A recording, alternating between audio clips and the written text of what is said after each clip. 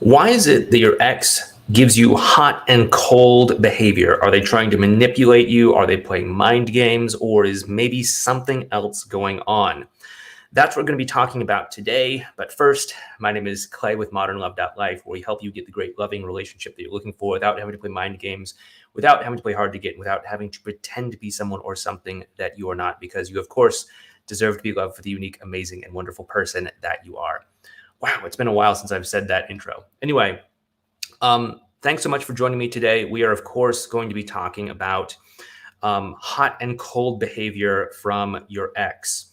And many times people will experience this sort of thing. Maybe your ex says something like, hey, I really regret this breakup. We should get back together. And you think, okay, great. This is awesome.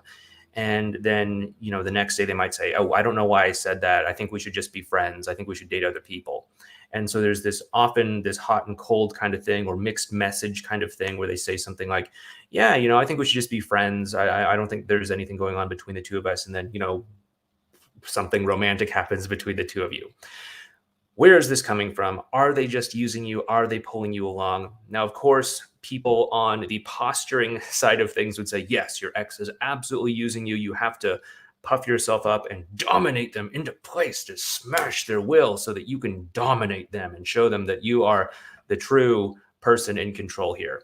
However, I don't think that your ex is typically playing mind games or trying to use you or anything like that. Of course, there are 7 billion people in this world. Some of them are going to play mind games. Some of them are going to have less than great intentions.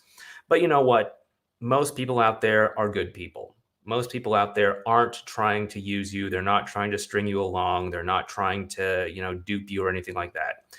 I can say that after having talked to countless people, after having traveled to something like 20 different countries in my lifetime, all that sort of stuff. Most people are genuinely good people. They're just trying to do the right thing and just trying to live a good life and just trying to, find their own little slice of happiness in this world.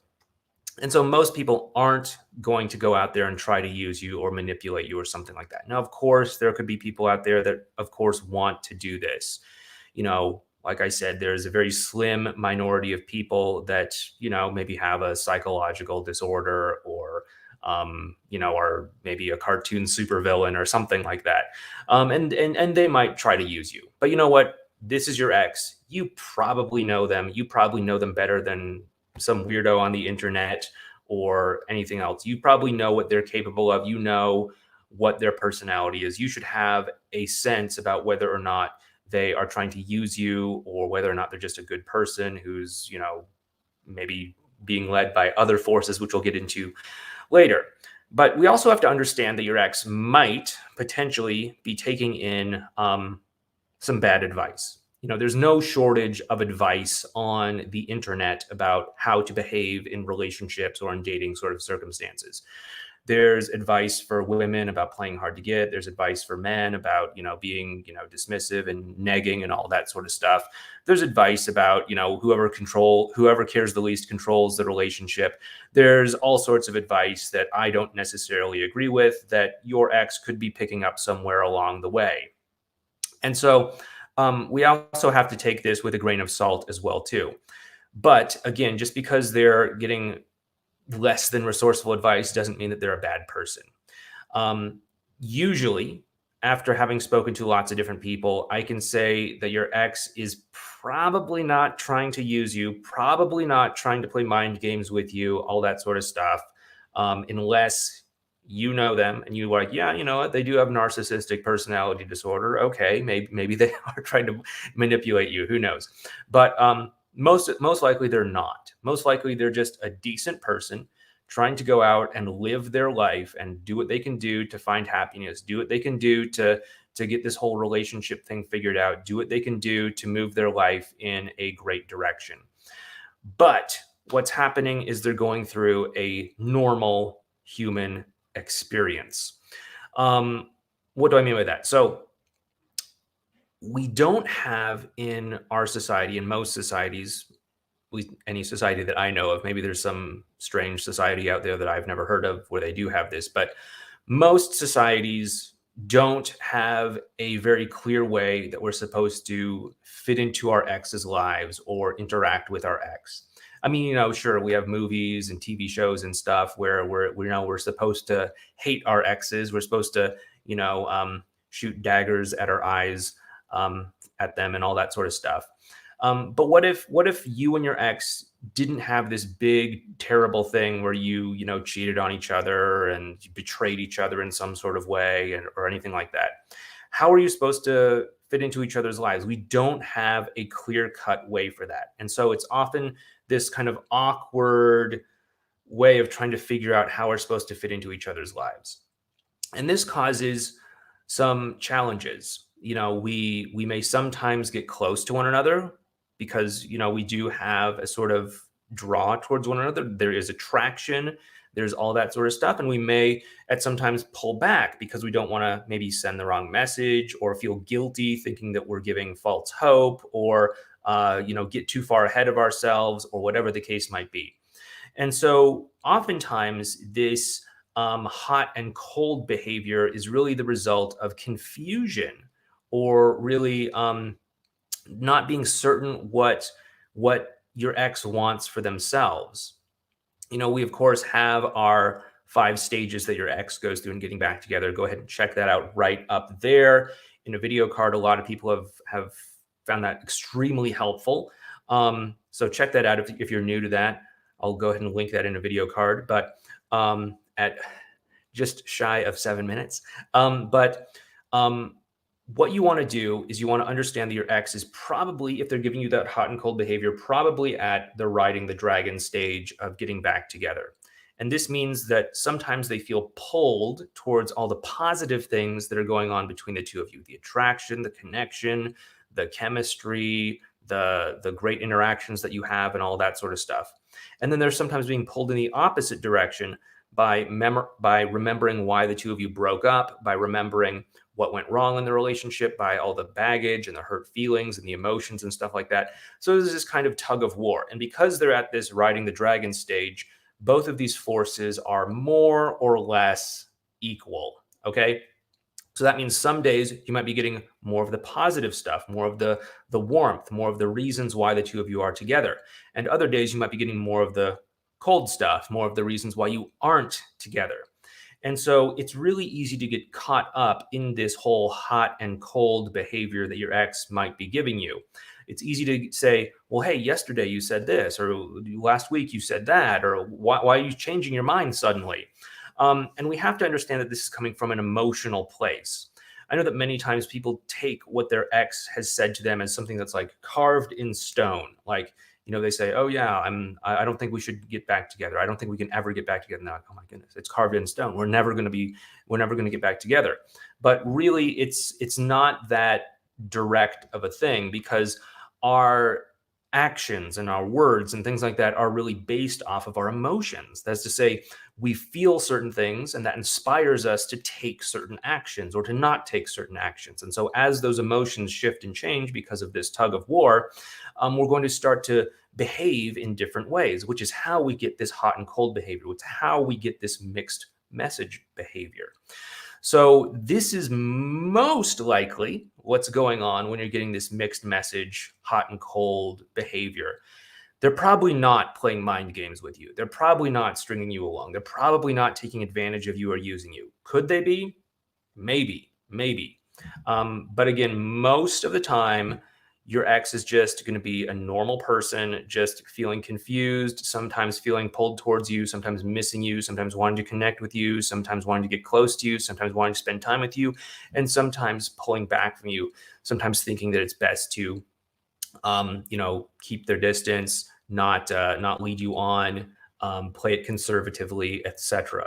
And this can go on in this riding the dragon stage because there is this tug of war. There is this back and forth. There is this constant shift in how they are feeling. Okay. So now, before we go ahead and talk about what you might want to do if you're finding yourself in this situation where your ex is giving you hot and cold behavior, If you do like these videos, please make sure you hit the thumbs up button, and please make sure you subscribe to this channel as well too. It does help us out with the YouTube algorithm and all that. So it's a free way to support the channel.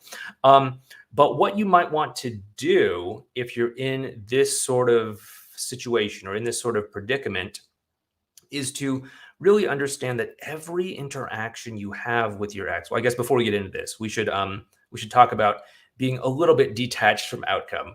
So we want to take a step back whenever your ex says something at this point in time. Whenever they say, "Yeah, let's get back together," no, we shouldn't get back together. All that sort of stuff. Whenever they say these sorts of things, we have to take it with a grain of salt because we have to understand that where their actions and behaviors are coming from is this place of confusion, this place where one day they might feel one thing, the next day they might feel something else. And so we don't want to get caught up in what they're saying because then it's going to cause us to be on that roller coaster with them, where one day we're feeling elated because they say something positive. The next day we feel crushed and devastated in the depths of despair because they said something the opposite, or vice versa.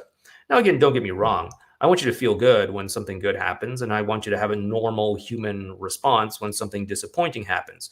But I don't want you to like glom onto it and get emotionally attached to it when something good happens and start telling yourself this story like, yeah, we're good, we're gonna make it. I knew this is gonna happen. Like we had this great interaction, so tomorrow we're gonna have an even better interaction. The day after that, we're gonna have this better interaction, and then 6 months from now, we're gonna get engaged and get married and all that sort of stuff.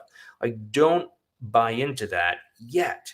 Of course, take a victory lap and celebrate that you had a great experience, but don't buy into it. And the same as well goes for the negative stuff as well too. Yeah, feel disappointed if they say something like, "Yeah, I had second thoughts about XYZ or something." But don't tell yourself this story of, "Oh, it's over, it's hopeless, we're never going to get back together. I knew it. My mom was right. I'm not worthy of love. I knew that good things can't happen to me. Men are all this way, women are all that way, whatever." Like, don't buy into all of that. Have a normal human reaction to it, but don't get caught up in some sort of story, especially since we know that this is all going to be shifting from time to time and place to place.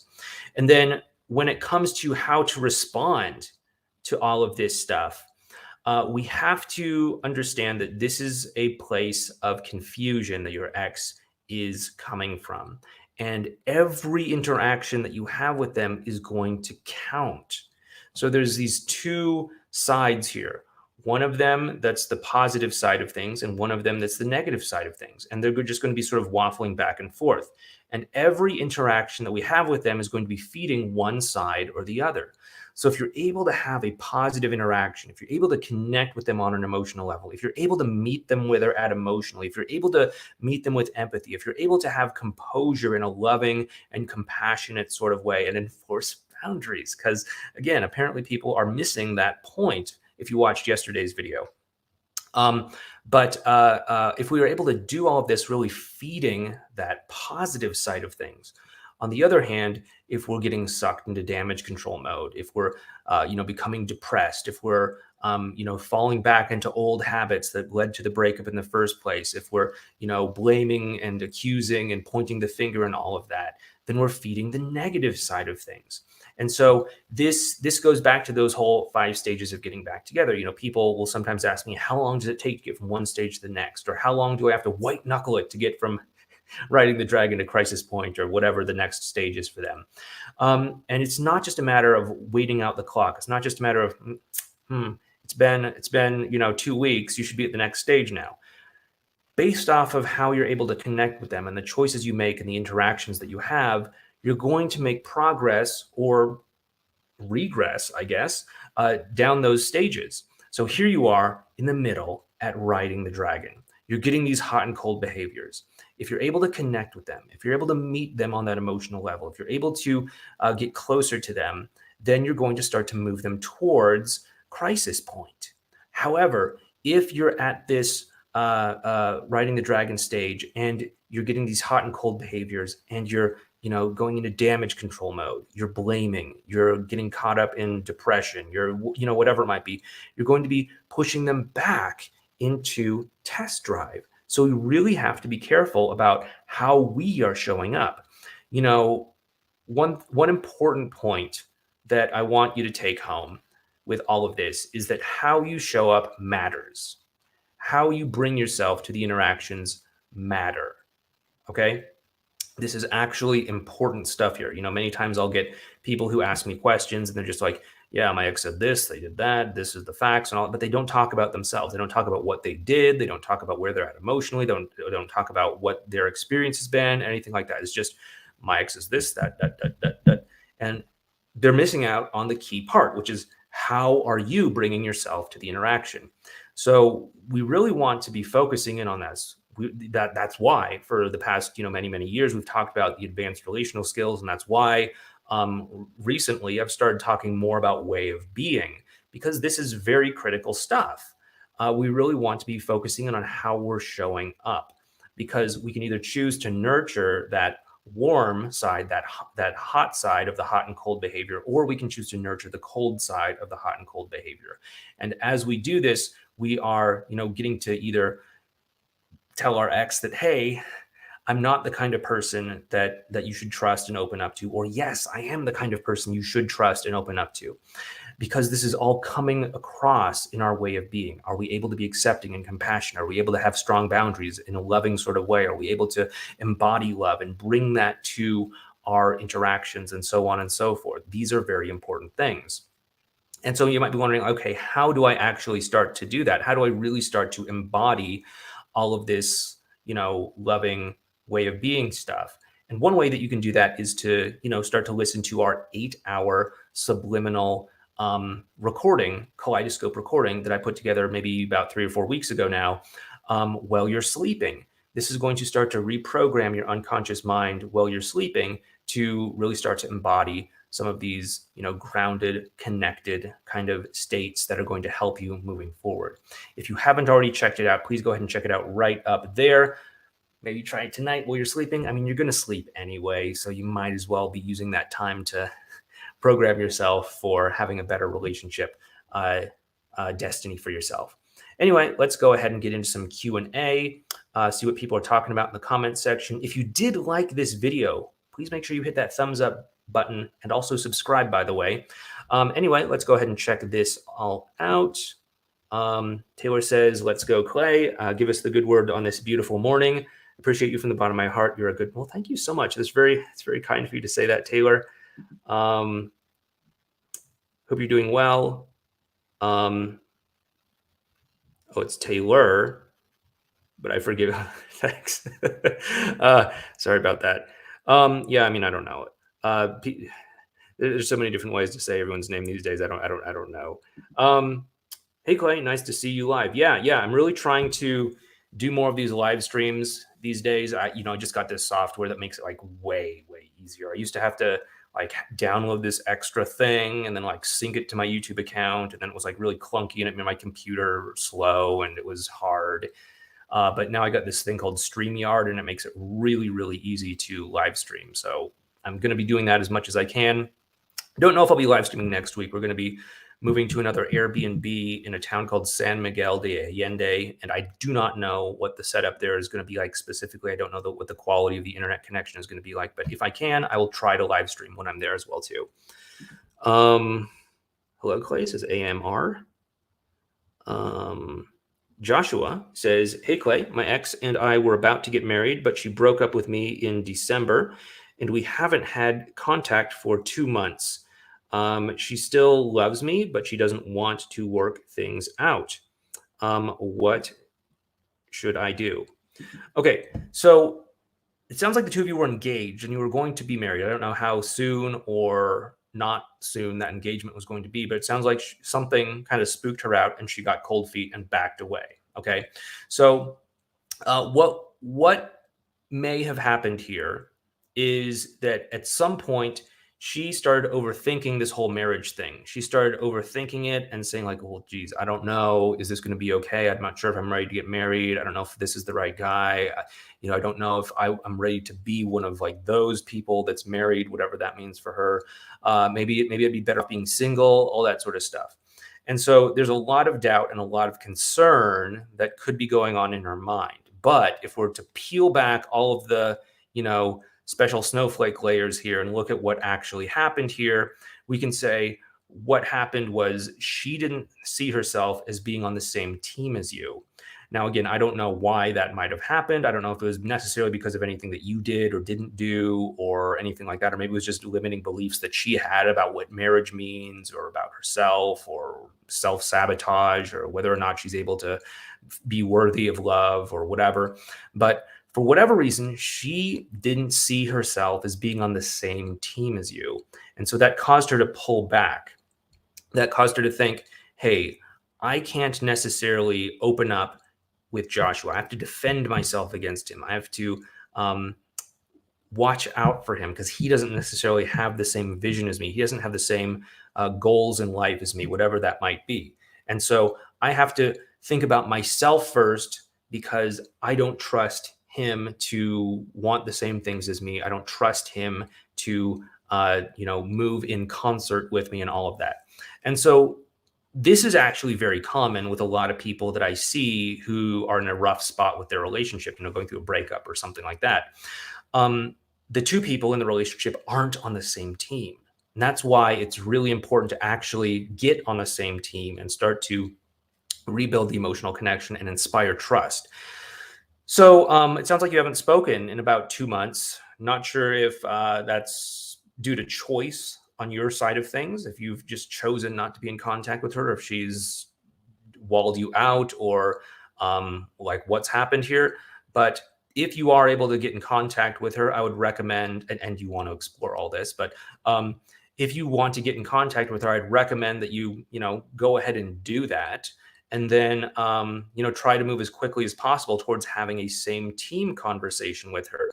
I think it's really going to help you to start to move things in the right direction because, of course, having a same team conversation can help to stop this whole not being on the same team thing. And it's going to help the two of you start to rebuild the connection. Now, of course, I want your same team conversation to be like really chill and low key, not none of this stuff like, yeah, let's be on the same team. Let's get married. Let's be all in. Like, okay, that could be something down the road. But right now, it sounds like the two of you need some repair work first and some emotional connection building first. So I'd like to see that same team conversation in place first. I think it was on Monday that I put together a video where I kind of went over some same team stuff and some stuff about getting back together. You can go ahead and check out that video right up there. Just around 22 and a half minutes. So I can remember to actually put the video card in later. But I think that's going to help you when it comes to making some progress here. Let's see, Prosper says, I greeted her after 2 weeks of no contact, no response. What must I do? Okay, so yeah, that's the only question I see from you. Okay, so I guess that's all I got to go on. Right, so when your ex doesn't respond after you've done, after you haven't been in contact, if they just haven't responded, people are like, okay, well, how do I emotionally connect with that? And the truth is that you can, but you have to really flex that empathy muscle and say, okay, if they're not responding to me, what must it be that they're feeling? How must it be that they are perceiving this attempt at connection that's causing them to maybe wall me out or not respond or whatever? Again, I don't know the specifics because all I got to go off of your situation is this right here. But what we want to do is say, okay, are they maybe upset about something that happened previously? Are they hurt? Are they maybe feeling a little bit reserved about things? Are they like feeling too much romantic pressure between the two of us? Is there something else that's going on? And then if we're able to say, okay, I know them, I know their personality, I know this is probably what they're feeling, or I remember this was our last interaction and it probably left them feeling this way. If we can then meet that with some sort of message that says, hey, I know it can be a little bit weird trying to figure out how we're supposed to fit into each other's lives right now, but you know what? I care about you and I just don't want to throw away, however long we've been in a relationship together. I'd still like to stay in contact with you. I think it's best if we're just friends for right now and not force anything that's not there. Is that something that's cool with you? Like that can sometimes open that up. Or if there's too much hurt in the way, Then you can, do something like a fresh start message and basically just relate to what you believe they must be feeling and see if that opens them up. I think that can really help you when it comes to things like that. So I hope that helps you out, Prosper. It's an interesting name, Prosper. Anyway, next up we have, is it Elise, something like that? I've been broken up for over 2 months now, been in no contact. My ex called the day before Valentine's Day. I answered and he says hello. Then he eventually hung up. Like, did he hung up out of nowhere or did the two of you talk? And then it's like, hey, got to get going.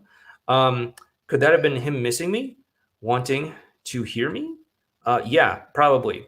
Probably. Valentine's Day is a weird time when it comes to this whole breakup stuff. Like, I've never heard anyone else talk about this, but there's really 2 times of the year that are sort of special, unique times.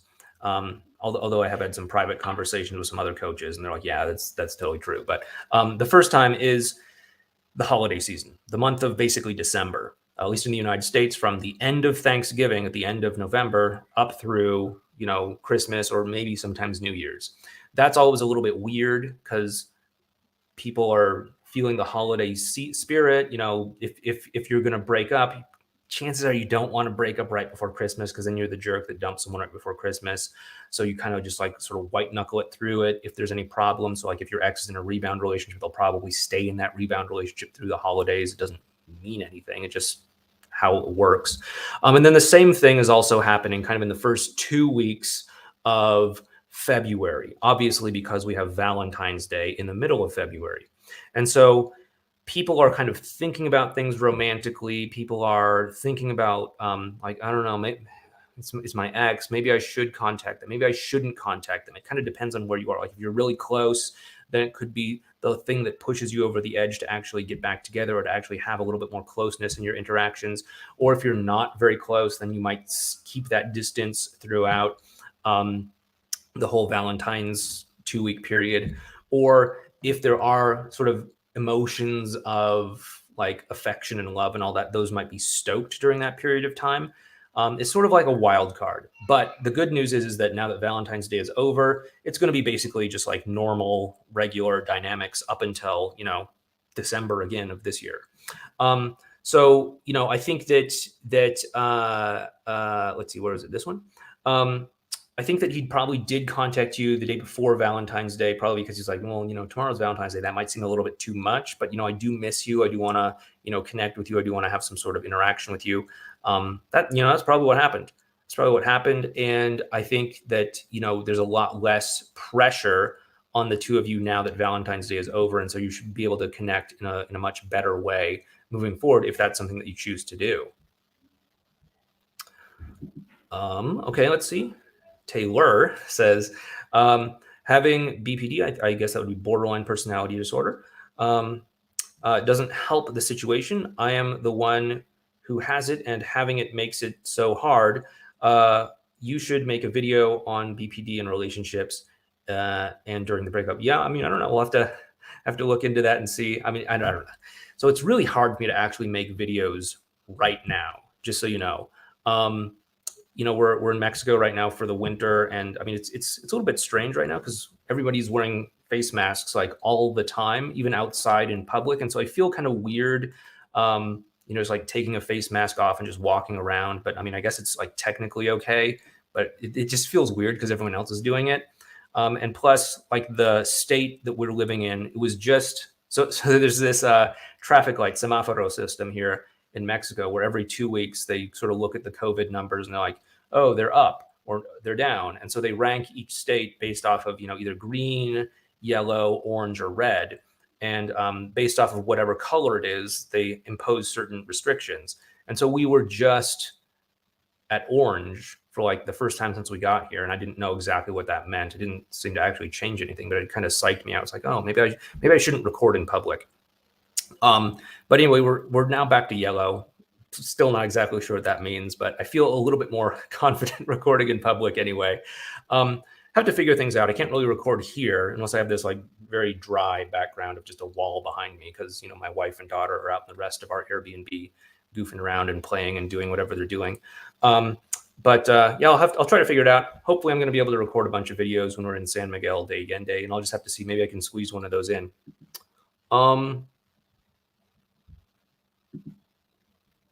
Chris from Cornwall again says, making slow progress with my ex. We have 2 kids and businesses together.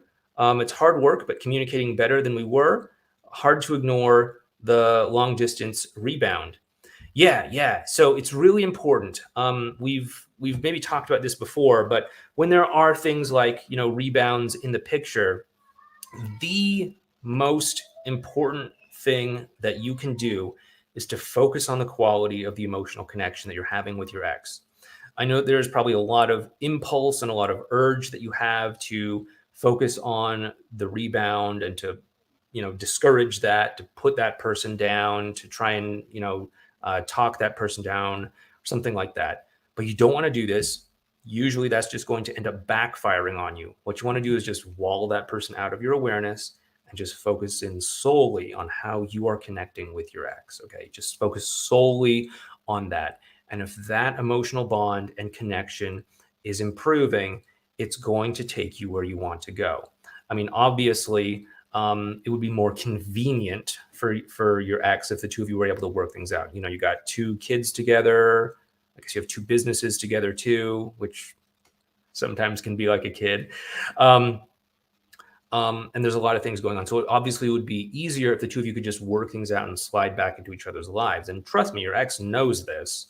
And as long as you're able to connect with your ex and to really build that emotional bond, you're going to be able to stand out. Not only would it be more convenient for you to get back together, but if you're able to create that strong emotional connection, it's going to be more likely that you're actually going to get back together. I mean, how strong can an emotional connection with someone who's long distance like really, really, really be if it's just over like text or like video calls or phone calls or something like that, when you can actually show up and be there in person and actually have a real physical presence, especially if you're able to do things like embody compassion and connection and all that sort of stuff. Like if you were to listen to that kaleidoscope subliminal recording, every night for a month, you might start to see some real progress in terms of how your way of being is starting to shift. And that might start to show up in how you're starting to interact with your ex and all that sort of stuff. So I think as long as you're just able to focus in on that emotional connection and not worry so much about the rebound, you're going to be doing what you need to do. Anyway, once again, everyone, if you do like what we're doing here on these videos, please make sure you hit that thumbs up button and subscribe. If you do want to learn more about how to actually automatically connect with your ex and improve your way of being, I would really strongly recommend that you check out this video series over here on that subject. Anyway, thanks so much. Take care, and I'll talk to you next time.